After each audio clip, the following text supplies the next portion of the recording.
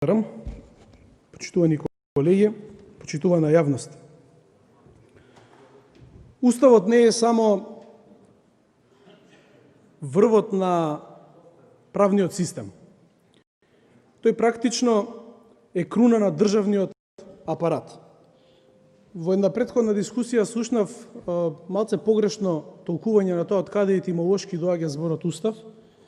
Тој практично доаѓа од старословенска етимологија, што значи устава или брана, што во принцип значи да се одбрани народот. Но денеска имаме еклатантен пример на целосно разобличување како тоа оваа власт функционира во однос на правниот систем, тоест како наградува судика,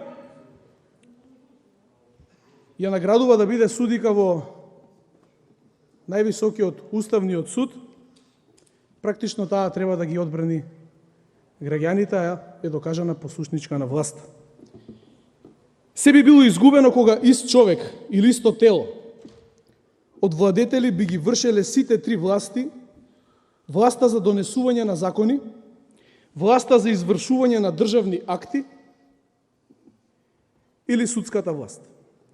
Затоа, да се спречи, предлагам поделба на власта, така велеше Шарл Монтескје во историското правно-политичко дело Духот на законите. Ова е едно од тие дела на кои што почива Европа. И Европската заедница, и европските вредности вкупно заедно. Да, во случајот кај нас во Македонија баш се е изгубено, барем така изгледа. Не постои поделба на властите, судската власт е под максимална контрола и притисок од страна на извршната власт, тоест владата на СДСМ. Денеска сме сведоци на еден чин кој што со јасна светлина ни покажува колку македонската држава е далеко од европските вредности. Денеска власта директно ја наградува судиката која што ќе остане запаметена како слуга на Заев во пресметката со политичките противници или неистомисленици. Имаме флагрантно кршење на клучната демократска или европска вредност, поделба на властите. Денеска владата сака судиката Кацарска да ја награди за тоа што си згазила на основните судиски принципи и била послушник на власта. Така е кога луѓето со квазикомунистичко-југословенски принципи ви зборуваат за европски вредности, за Европа и модерна цивилизација. Да, тоа е истиот мајндсет, истите навики, истите потреби да се убива идејата за Македонија. Лично да се нападне секој оној кој што има јасна, чиста мисла за Македонија. Прашањето за обединување на македонскиот народ уште од самиот почеток се подкопа поради неговото неправилно поставување од страна на Централниот комитет на Комунистичката партија на Југославија. 1. октомври 1945 година големите Панко Брашнаров и Павел Шатев вака го започнаа своето писмо со кое што се обратија до Централниот комитет на Комунистичката партија на Југославија. Што потоа? Потоа ги судија и ги осудија. Ги тепаа и ги убија. Практично во тој период ја убија и Македонија. Нешто како да ми е познато и денеска. Но исто така, комунистите имале и метод на награда. Така познатиот Крсте Гермов или Шакир Војвода или внукот на Чучков беа наградени, бидејќи овие комунистички власти успеа да ги заќутат. И ова ми е нешто познато од блиското минато. Тој е истиот концепт на власт. Но по примерот на Шатев и Брашнаров, затваравте и затварате уште. Ги затворивте и оние патриоти од 27 кои што влегува во собранието да го сочуваат македонското достоинство.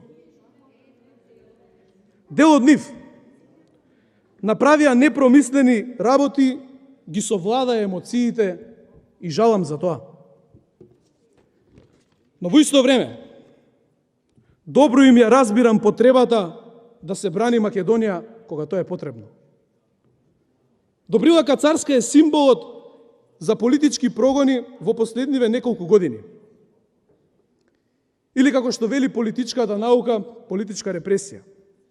Кацарска е символот, Заев е нарачателот. Не можеме ни педа напред ако во државата имаме политичка репресија, политички затвореници. Правдата не смее да значи политички реваншизам, тоа е совршен грев за демократското општество. Никако не смее на поединецот кој сака ни став да ја искаже својата волја, да му се одземе тоа право, да размислува самостојно, гласно и поразлично. Слободата или суштината на демократијата мора да воспоставиме правна држава и ова начело да се почитува. И никако поинако. Во оваа прилика сакам да истакнам жалење за сите они учесници во поразената шарена револуција, кои што беа така наивни и веруваа во СЈО и Заев дека ќе воспостават правна држава. Напротив, СЈО и Заев, па и шарената револуција и те како допринесува за продлабочување на кризата во правниот систем, кој што, морам да бидам искрен, постоеше и претходно. Но тоа на сите ни е јасно. Ни требаат системски промени, пред се на свеста, а потоа и воспоставување на правна држава со храбри, за жал непопуларни потези, кои државнички ќе доведат до подобра состојба на правниот систем. Со Зоран Заев и мајндсет од поранешна комунистичка југословенска држава, која на секој чекор ја минираше Македонија и никако не толерираше политички неистомисленици, Бога ми тешко. Ни требаат промени. Благодарам.